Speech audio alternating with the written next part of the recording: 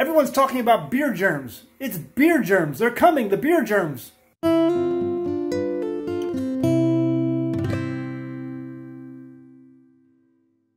Hey guys, welcome to the Homestead. So today we're going to talk about beer germs. I can't say the words. It's the F word and the C word because YouTube is demonetizing and pulling a lot of videos down because they're thinking that people are profiting off of this whole nonsense that's going around in the news right now. And so, but people are very concerned. It's in the news. We saw the stock market was down significantly the last couple of days. Also, people are worried about different markets being able to transport goods into the country because a lot of those overseas markets are being shut down because of all of the germs going around.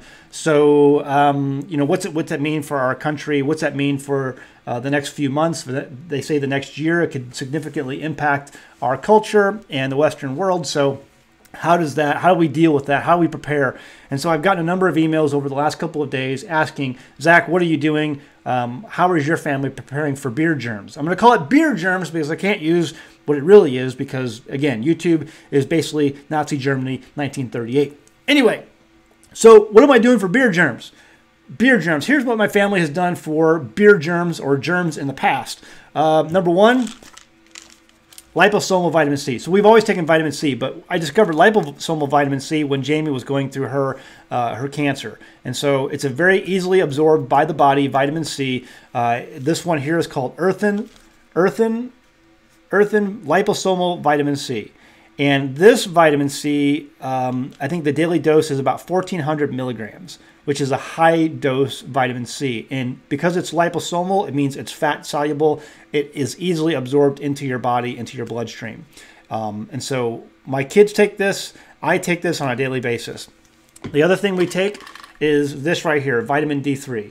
Vitamin D3 is an amazing way to build an immune system. There was a study I read years ago where it talked about vitamin D3 in a mental ward. There was a hospital with multiple mental wards for patients, and one doctor, his ward during flu season never got the flu. His patients just didn't get the flu. So how does that work? What does that mean? Well, he went back and looked at his records and he realized all of his patients on his ward were getting high doses of vitamin D3. Not really super, not like this. This is like a 10,000 IU, okay? But even a 5,000 or a 1,000 IU significantly impacted how his patients were staying healthy when all the other wards were coming down with flu season because of visitors coming in or whatever, doctors and nurses coming in and making their shift changes and passing germs off. The patients were not getting sick with the flu during flu season. It's the vitamin D3. So the 10,000 IU, we take this on a weekly basis, maybe once or twice a week. It's a very high dose vitamin D3. Vitamin D3 in your system will build and build and build, and so it can be dangerous if you take it too often. But once or twice a week would be fine. I wouldn't go more than that. I just ordered some more from the Now brand because it's a kosher vegan brand of vitamin D3. And I'm going to order the 5,000 IU. So I'll take that maybe once or twice a week as well. And that has been fantastic at keeping us healthy from getting germs and, you know, things like that. So I really shouldn't have said the F word. You know, maybe YouTube will let me pass. Anyway, what else we're doing is elderberry tinctures. So we've been using elderberry tinctures for years. And we make elderberry tinctures with vodka. Now, there's a trick to making this. A lot of people are using elderberry to make tinctures, but they're not using the Sambuca nigra berry. The Sambuca nigra elderberry is the one that has been proven to be medicinal towards germs. You know, that F word. So if you want, I see a lot of people out there just using any and every elderberry out there. The studies have proven that the one true elderberry that is powerful against the germs is the Sambuca nigra elderberry. Do your own research on that. There's lots of studies out there that prove that. So if you're not using the Sambuca nigra elderberry, it might not be as effective as you think it might be. So what we do is we get a good quality vodka, cheap vodka. The Svedka vodka is very cheap, but it's in a glass jar. So don't go so cheap with the vodka that you're getting in a plastic jar. And I put about a cup of elderberries inside of a 1 quart jar, a cup of elderberries, and then I fill it up with vodka, and then I let that sit for 7 days. 7 days, it is now a tincture. You get rid of the elderberries and you keep the liquid, and that is now your medicine.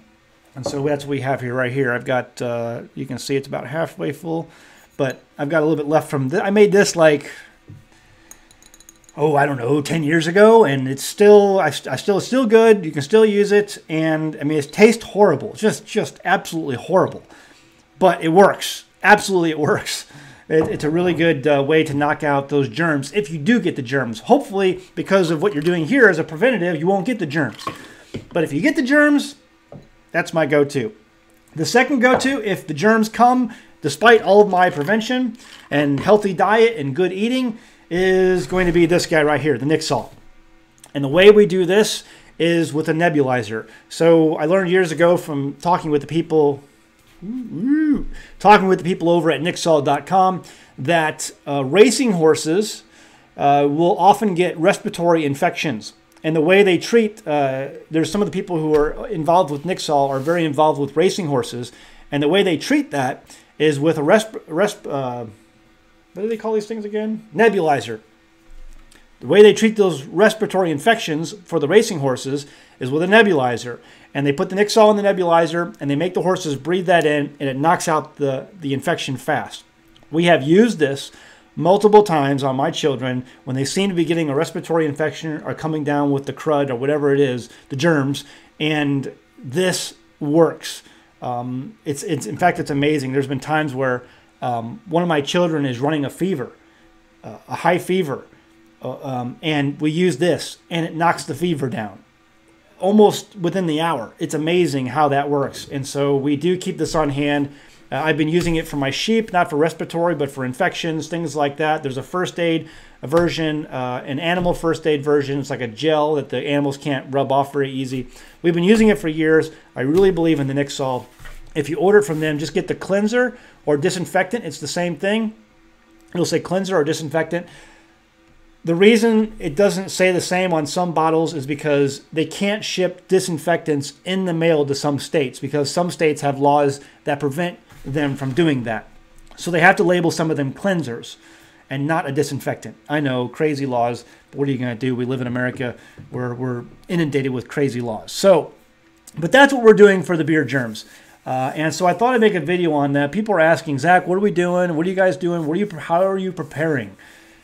And I know it looks a little crazy out there, and every few years it seems like we get these scares that go through the media, and everyone thinks that the world is coming to an end, and usually it's nothing.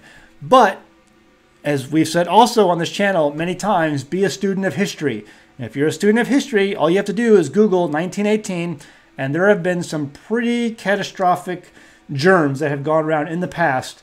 Some people estimate in 1918, the germs that went around back then killed anywhere between 40 and 100 million people. That's a lot. 40 and 100 million people worldwide. In fact, a third of the world population was supposedly infected back then. What does that mean for us? I don't know. But I know it's good to have some protocols in place so that if something does happen, you feel good, you feel confident. Maybe you've used these things in the past, and that will help you keep your family out of that mess. So prevention, along with a healthy diet, get rid of the sugars, stop, with the sodas and the junk food, the McDonald's and all that stuff. Eat a healthy diet, and then also, if something does come down, you have protocols and ways to combat that if something were to happen with you and your family, to keep your family healthy. That's what we're doing. I have often said, like I think I may have said in other videos, is that when you push homesteading, or when you push preparedness to its ultimate logical conclusion, you're going to come to homesteading. And that's where we're at. We're homesteading because it's going to allow you and your family to be more sufficient, more prepared, and allow you to just do things on your terms. And I love the fact that we grow our own food here. It's a healthier lifestyle, and it's just beneficial to provide some of these things in life for yourself.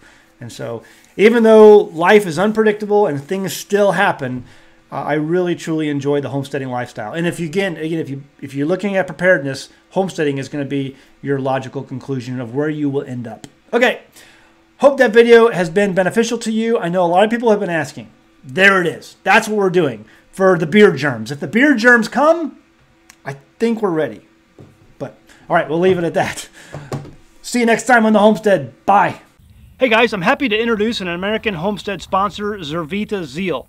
Now, first off, I only accept sponsors from products that I use and believe in.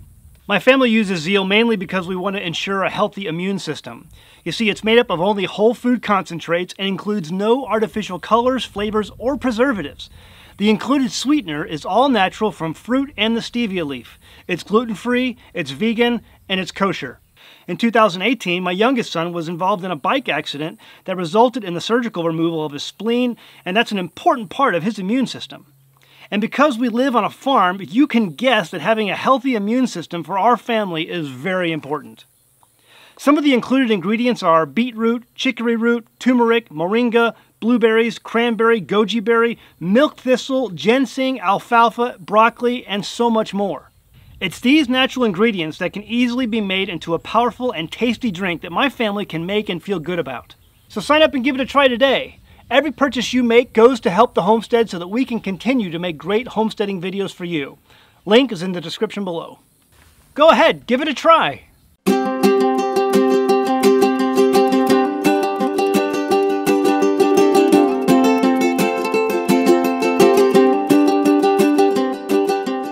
Hey guys, did you know you can become a patron of an American Homestead? They get access to private videos, and we send them gifts from the homestead that we make here on the homestead. And we also enter our patrons into special giveaways that are only available to them. And before you go, please check out these other great videos. Go ahead, click. I'll wait.